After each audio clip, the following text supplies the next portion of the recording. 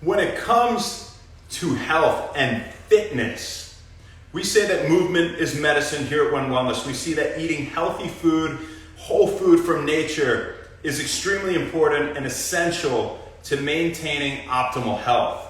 And we have talked about, regarding fitness, there are 3 parameters you'd like to maintain throughout your workouts over the days, weeks, months, and years. Always different, always difficult, always in full control. Now, this may not be for somebody that just wants to be a bodybuilder. This may not be for somebody that plays a specific sport. This is for the average person that wants to be in good shape, feel good, be healthy, perform better, progress as time goes on, and not become stagnant and plateau in their fitness routine. But albeit we maintain those 3 things, and what I'm going to talk about are some examples here. That's what I was asked today. They said, we get that you've said that, but we want to hear, let's go through some days. Let's go through a chest day, a back day, a leg day. It'd be my pleasure, my absolute pleasure. All right, I did a nice, unique workout with the person that I trained today. Aaron absolutely killed it. I wish I had time to train more people. I would love to. It's a really fun thing to do. But one thing stays consistent, and that's effort. Effort. And I cannot teach you that. I cannot teach you that you have no limits. That doesn't mean go in there and put 400 pounds on your back and squat if you never squat, obviously. In fact, back squats are almost a relatively outdated thing in terms of the compressive force on the spine. We have better options. But if you want to do them, whatever. Ass to grass, by the way, that's a lot of stress on the knees. We used to say that was the best way to do it. Involved the glutes a little bit more, but you could do hip thrusts and things like that, right? But the level of effort is something that you cannot teach somebody. You have to find that out for yourself, what you're really capable of when you work out. When I first start training somebody, that is always the issue. You can look up these workouts on YouTube. They'll show you how to do anything. You can pretty much learn to be a personal trainer online. You can tell people, we're going to count to 10. 1, 2, 3. I hear that shit all the time in the gym, and it's just like frustrating. I'm like, these poor people, like they're not doing anything for these people. I see trainers all the time, and not to shit on the gym that I go to, but I go to a couple gyms, but I see it all over the place. I've seen it for a long time. These people don't progress. They come twice a week. It costs them way too much money.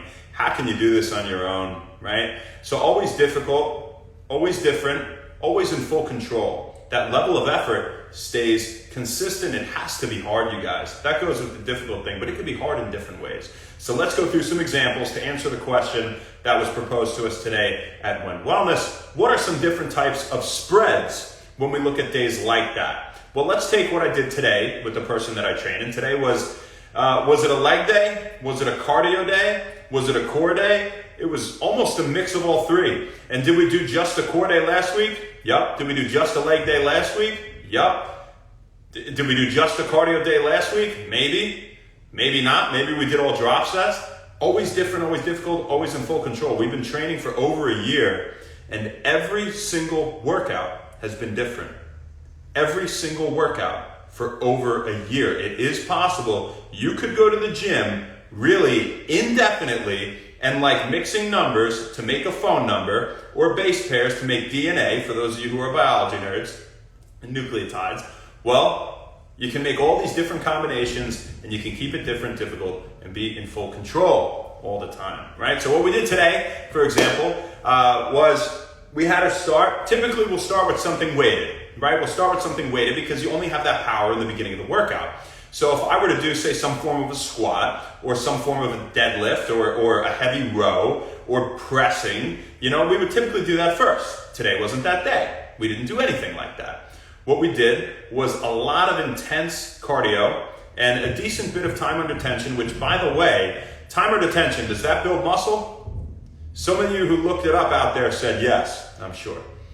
Well, the answer is yes, with a major caveat. It has to be at least 60% of your 1 rep max. So I saw a trainer in there the other day, and he was giving people 2.5 pound weights that were pretty strong. And he's telling them, if you do this long enough, you'll get tired. Well, no shit. Eventually you get tired. Are you really going to build muscle like that? Probably not. It's a waste of time. So if you had a little bit heavier weight, maybe that would have worked well.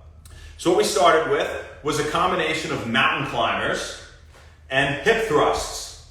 right? So she was down for 30 seconds. Mountain climber as fast as possible. The intensity is there. If it's the first thing you're starting with and it is unweighted, it had better damn well be intense. You'd better be getting a lot of reps. You'd be better. It should be some explosive, powerful movement after you've warmed up, by the way. And what do we mean by warm up? Well, we did a video, don't waste it on the warm up. And that doesn't mean you sit there and you do 5 sets of, you're benching, right? You do 135, say you can max out at 315, 135, 155, If you're working out your chest or any other muscle, what is the concept?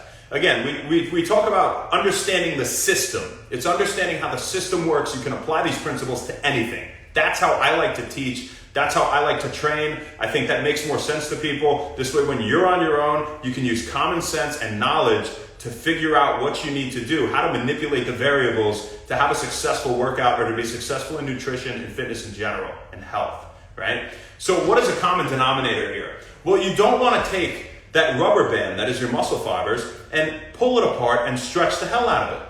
What if you get those stretch marks in a rubber band? What happens? It's more likely to rip, and it's less likely to be able to contract well when you need it to.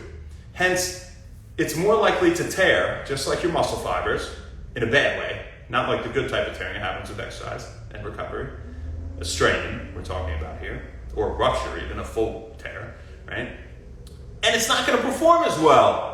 You've loosened it all up. How's it gonna, if my arm is super loose, am I gonna have the same contractile force to do a curl? No. So if you're starting with legs, leg swings, front to back, can't see me, front to back, right? And then you go side to side, you hold on to something and so on. You do those those feel really good for like a couple minutes, not even. You do them for like 30 seconds, you go slow, then you go a little fast, You're doing chest. You do this. This is the motion you're about to be doing. You start pressing, and then you go faster, faster, faster, faster. If you could go with that speed, you are not going to tear your muscle fibers to the degree where you strain that muscle when you're working out. And you can go right into some of those heavier sets. If you go right to the 315, maybe not. Maybe go for something, go right to your max, but go to something that you're going to do like, 4 to 8 reps. And this isn't medical advice, treat, diagnose, cure, prevent, whatever, disclaimer. You talk to your doctor if you have any conditions.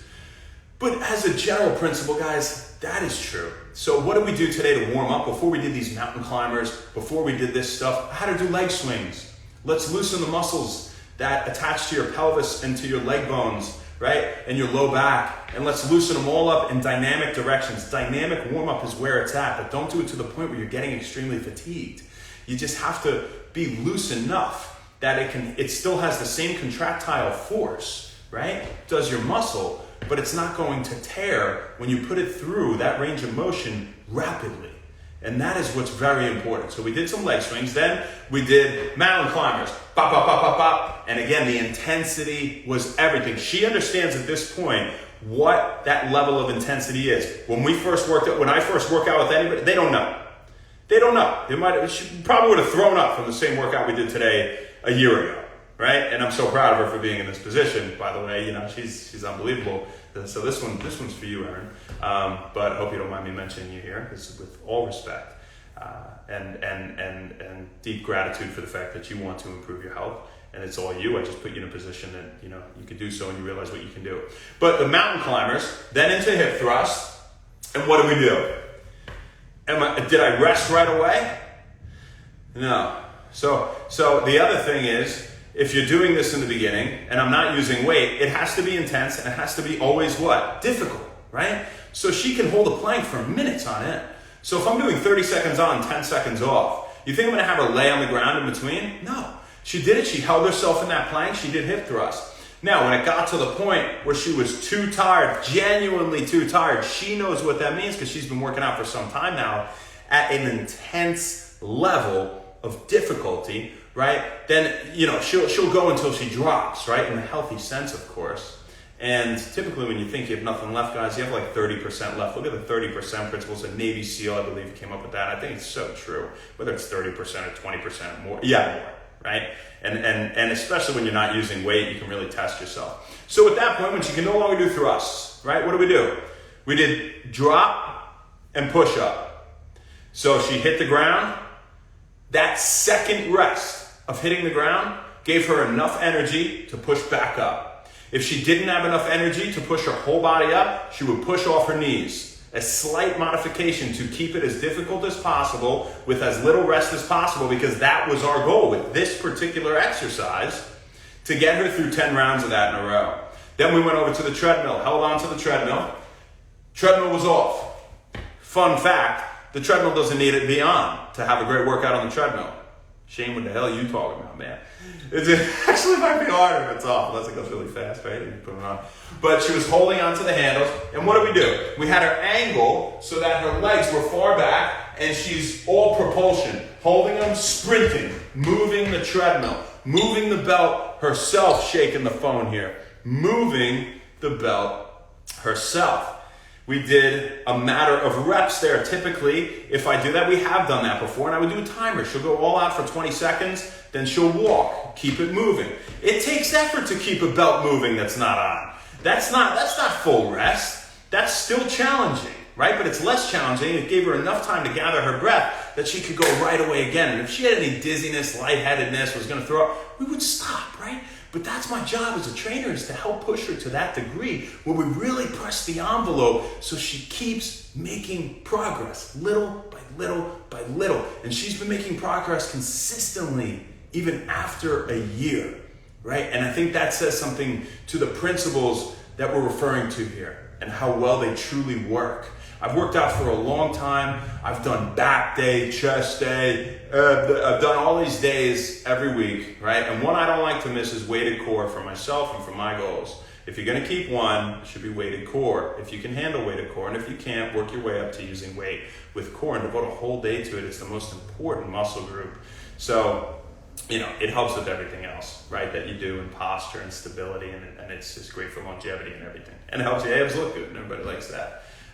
But we did that, so we did 10, I was set to do 10 rounds, right? But here again, modification accordingly. She was dead. We didn't give her that much rest between the mountain climber stuff that we did before that, right? So she was on there, she probably had like a minute, she's already burned, right? That was like 6 minutes straight of plank stuff.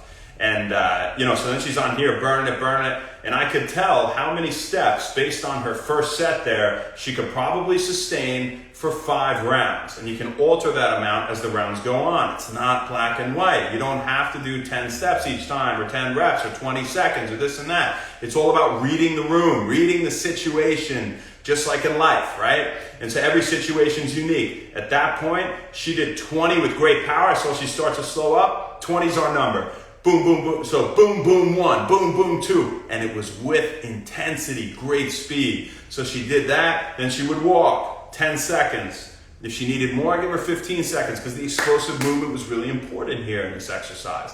And so then she did it again. And we hit 4. We hit 3 to 4. And I said, she's about to die, right? So when you think you're about to die, you got one more step. Maybe, right? Like we say, 30% more, whatever it was. It happened to be 20% more this time, whatever.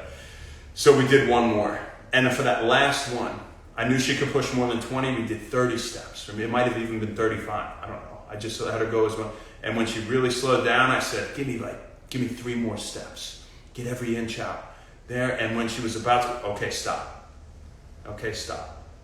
And that was very effective. That alone, those 2 things, if you are not an avid lifter and you're not somebody that works out all the time and you just want to be healthy and fit and in good shape, first off, movement is medicine alone. You see how beneficial walking is for promoting longevity and reducing depressive symptoms like we've talked about recently here at When Wellness, and for joint health and things of that nature, right? You could pretty much just do that. But if you're looking to be cut and in shape and look athletic and strong as well and perform well, this is the kind of stuff you can really hammer home, all right? And this applies to the principles aforementioned. So we did that. So then we gave her probably a minute. We did leap, burpee, land, sprint. So she leaped on the turf far as she could. 2-foot leap, right? So she leaped. I'm not going to do it crazy here because I didn't do leg swings. Hit the ground, burpee, would hit my head on the, I don't want to do that. And then chandelier, and then landed and sprinted to the end of the turf. Maybe a 15-yard sprint. Explosive movement. Backpedaled all the way back, hit the line, went again. We did 5 of those. She got 10, 15 seconds rest, and we did 4 of them. She got 10, 15 seconds. She needed a little more rest that time. It seemed like I asked her, "Are you okay?" And she'll be honest with me. She said, "Yeah, I could, yeah." But if she doesn't answer right away, I give her an extra 10 seconds or 20 seconds, accordingly. But it's all judging it by the situation, guys. It was always different. It's always difficult. She's always in full control.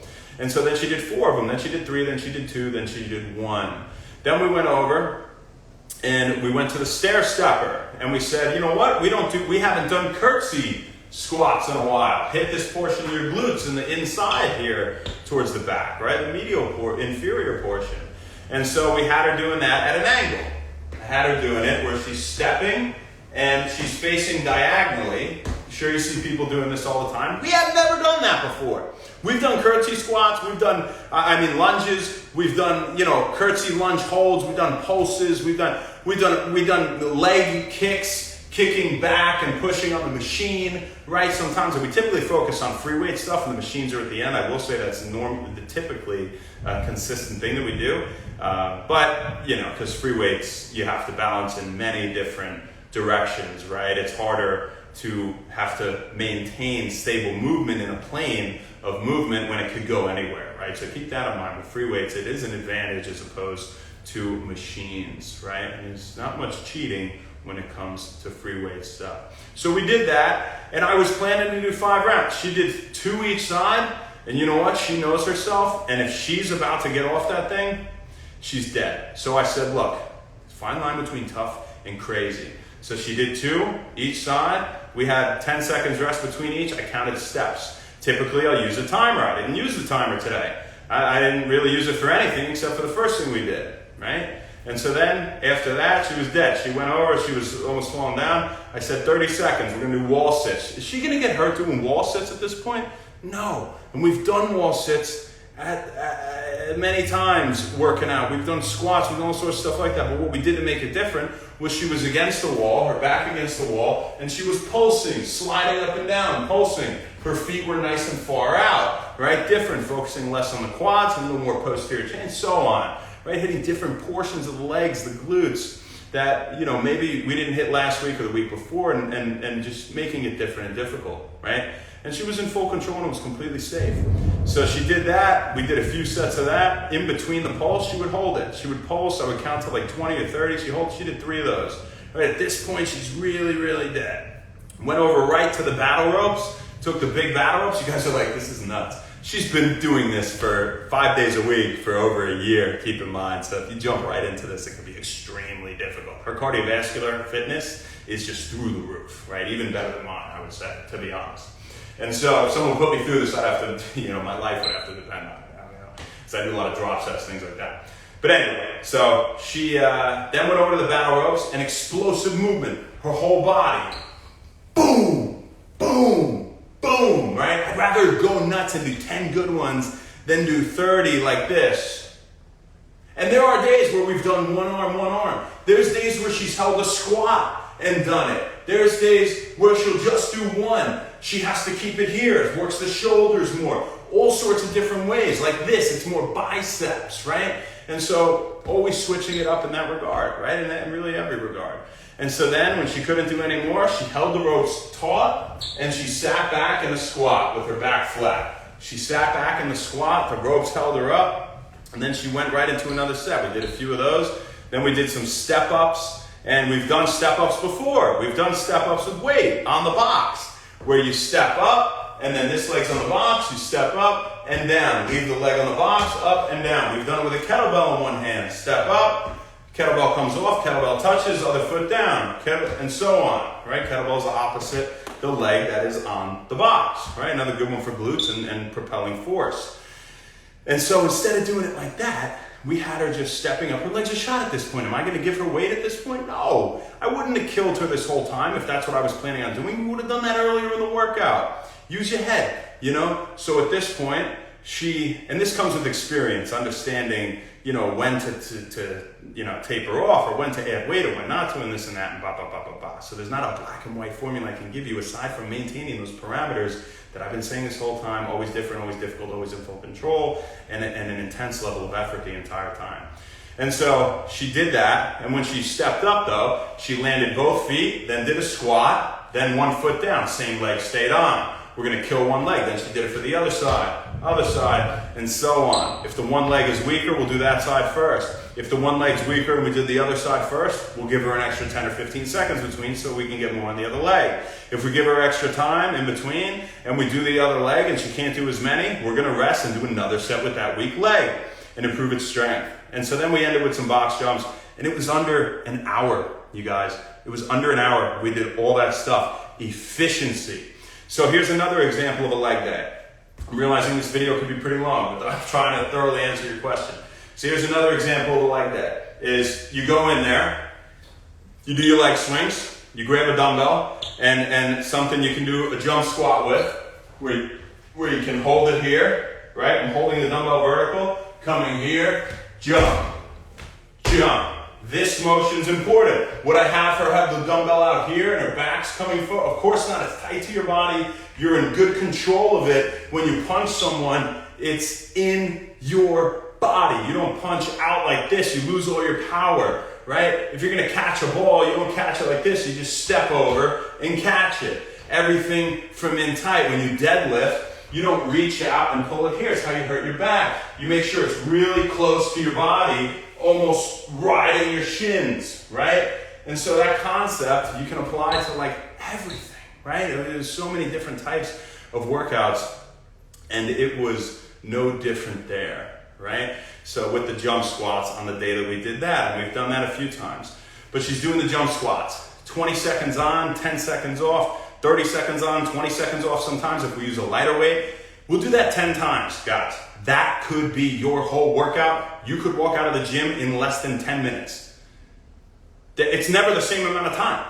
You could walk out in 10 minutes, okay? Now let's take an example of a day that was more focused on pure strengthening, okay? We go over and we start with, say, deadlifts or squat or leg press or V squat, anything like that. Squatting with a kettlebell like this, right? And so we give her a decent amount of weight after, of course, you've done the leg swings. And I keep using those examples because these are leg days we're talking about, right? Pretty much all you need for the warm-up. And she'll go heavy, and then we'll rest 4 minutes between a set. Then we test it again. She's getting 4 to 8 reps.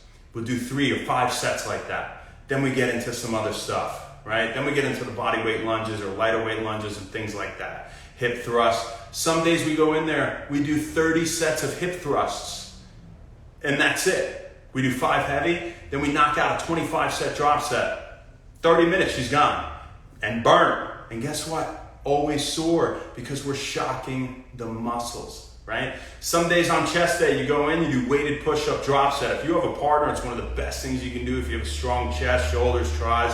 If you can handle these, they're fantastic. Somebody puts plates on your back. I love when I have a partner. They'll put, 5 plates on back. You do as many as you can. You hold yourself up. They take one off, right? You just give them a nod. They take one off. You have to waste time talking or breathing, Then you do as many as you can. They take one off. Many as you can. They take one off. You can do 5 sets of that. Leave the gym. Roast it. And this is to maintain my physique. I've been doing things like this for years, and I get more out of this than when I used to go to the gym for 2 hours at a time, and I used to have this set regimen that I would do Monday and Tuesday and Wednesday and Thursday. I didn't have nearly the same growth, and I had to put so much more time. It was just, I was wasting my effort and my motion, and I've learned not to do that, right, by maintaining these principles. And so, again, obviously experience helps you to recognize, when to do certain things, right? But in simple, you could start with that kind of stuff. If that's one chest day. Another one, you start with bench, incline bench with dumbbells. You take a lot of rest between each set. You do 4 to 8 heavy after you've warmed up, right? And we go out like that. And then you go right into it, boom. Is my first rep of heavy weight going to be like this? No. I'm not going to risk getting hurt. Even though my muscles should be loose enough to the degree, not overly loose, and again, which is really important, to the degree that I'm not going to rupture my muscle fibers there in a negative way, right? Well then, I'm going to make sure that luck is where preparation meets opportunity, right? I'm going to make sure that it doesn't happen. I come down slow. I'll pause for a second, go up relatively slow. The second one is a little faster. Then I can kind of get into it. And I always say almost my second set, not almost, really my second set is always typically the best. Because now I'm warm, I've taken, say, 4 or 5 minutes between that set, bang out another one, and now I can go with decent speed the whole time, get a few more reps, right? And so I would do that for a few sets. Then maybe I'll go over, I'll do cable flies. Last time I did chest, I did incline flies with the dumbbells.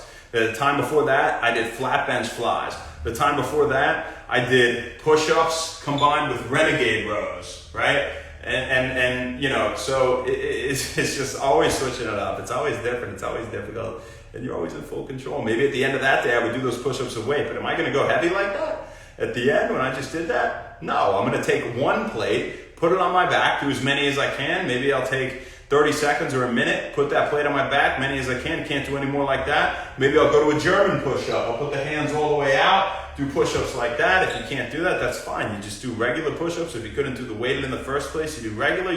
You regress to doing them on your knees and so on. Right? And so those are a couple examples. We can talk about this all day, but you get the picture here, right? And maintaining stable types of movement can be an important thing to strengthen your chest. If you want to, you're going to probably be doing some form of pressing for that day, right? And again, some days I'll come in, let's make it analogous to the type of day that we did today, where it's pure cardio. I didn't even use any weight. First thing I'll do is I'll go down, I'll do a super duper push-up, right? So that's pretty much, you know, you're hitting the ground, and I don't know if you can even see me. I'm doing that, and I land, I'll throw myself to the side, do it, land, throw myself to the side, do it, land, you know, and that's cardio, that's explosive type 2 fiber movement, and that's going to help me the next time I go with that heavy weight to press. If you've seen the documentary West Side Barbell, Louis Simmons revolutionized the weightlifting industry in the community. And I think it was the late 70s, early 80s, he went to Russia and he took something very valuable back from them as a principle. And that was that some days, really, they train different a lot, right? But even for powerlifters, and they train consistent movements and they're just trying to get their deadlift or their bench or their squat up, what they do is they go lighter, but they have bands, and they go faster one day. They go faster one day. The next day, they have the heavy weight. They apply that speed now, and that weight moves a lot easier. So training the speed some days, training the slow strength, controlled movements other days, always in control, right? I would never do that to the degree where I'm not in control, I could hurt myself. But I'm not going to start with rows on back day and sit there and go like this.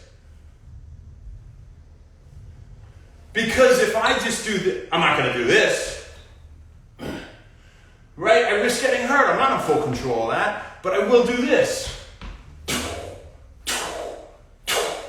I'm in full control. Now I can do double the weight I would have been able to do if I was doing this. That supports growth. That supports progress. I hope this video was helpful for you. As your question, I'll say you are, but as a matter, I think a lot of people may have had this question, and go take it and use it. If you have any questions, shoot me a message, and I'd be happy to talk to you about it, or post something now, and I'd be happy to answer it. Who do we got? Vax, Skills, JG, Sex the Gay Handshake, what's up?